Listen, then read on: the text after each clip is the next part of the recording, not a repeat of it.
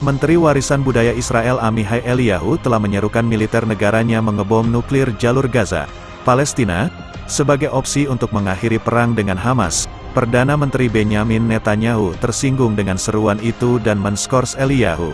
Seruan Eliyahu muncul dalam sebuah wawancara radio Kol Barama tentang opsi nuklir hipotetis. Itu salah satu caranya, katanya, mengacu pada opsi serangan nuklir terhadap Gaza.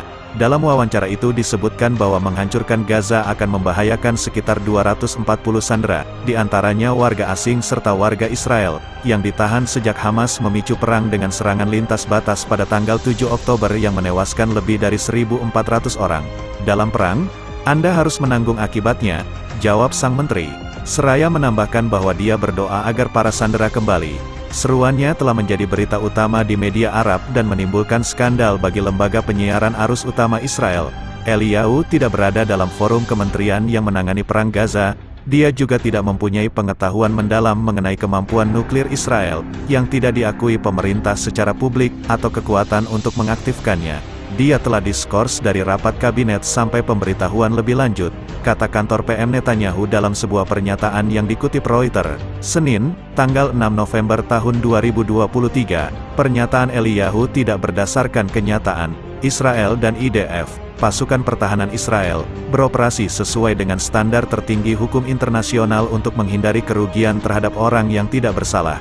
Kami akan terus melakukannya sampai kemenangan kami, lanjut kantor Netanyahu. Sekitar 9.500 warga Palestina tewas dalam perang Israel di Gaza, menimbulkan kekhawatiran internasional terhadap taktik militer Zionis. Dalam postingannya di media sosial, Eliyahu berkata, jelas bagi siapapun yang berakal sehat bahwa pernyataan nuklir itu hanya metafora. Namun dia menambahkan, respons yang kuat dan tidak proporsional terhadap terorisme jelas diperlukan, yang akan menjelaskan kepada Nazi dan pendukung mereka bahwa terorisme tidak ada gunanya. Pihak Hamas mengecam seruan berbahaya Eliyahu. Eliyahu mewakili terorisme kriminal Israel yang belum pernah terjadi sebelumnya, yang merupakan bahaya bagi seluruh kawasan dan dunia, kata kelompok perlawanan Palestina tersebut. Benny Gantz, mantan jenderal yang bergabung dengan Netanyahu di kabinet perang, mengatakan pernyataan Eliyahu telah merusak, dan, lebih buruk lagi, menambah penderitaan keluarga para sandera di rumah, katanya.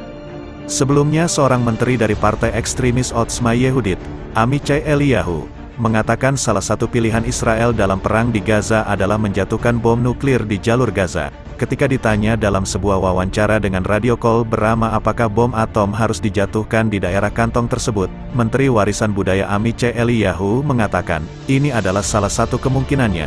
Eliyahu, dari partai sayap kanan Itamar Ben-Gvir, bukan bagian dari kabinet keamanan yang terlibat dalam pengambilan keputusan di masa perang, juga tidak memegang kendali atas kabinet perang yang mengarahkan perang melawan kelompok teror Hamas. Eliyahu juga menyuarakan keberatannya selama wawancara atas izin bantuan kemanusiaan apapun ke Gaza, dengan mengatakan, kami tidak akan menyerahkan bantuan kemanusiaan kepada Nazi. Dia menuduh bahwa tidak ada warga sipil yang tidak terlibat di Gaza.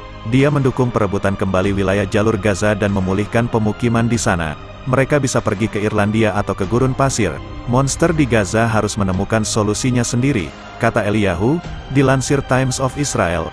Dia mengatakan jalur utara tidak punya hak untuk hidup, dan menambahkan bahwa siapapun yang mengibarkan bendera Palestina atau Hamas tidak boleh terus hidup di muka bumi. Sementara itu, PM Israel Benyamin Netanyahu dan pemimpin oposisi Lapid mengecam Amichai atas komentarnya. Perkataan Amichai Eliyahu tidak sesuai dengan kenyataan, kata Netanyahu, dilansir Al Jazeera. Israel dan IDF bertindak sesuai dengan standar tertinggi hukum internasional untuk mencegah kerugian bagi orang-orang yang tidak terlibat, dan kami akan terus melakukan hal tersebut hingga mencapai kemenangan.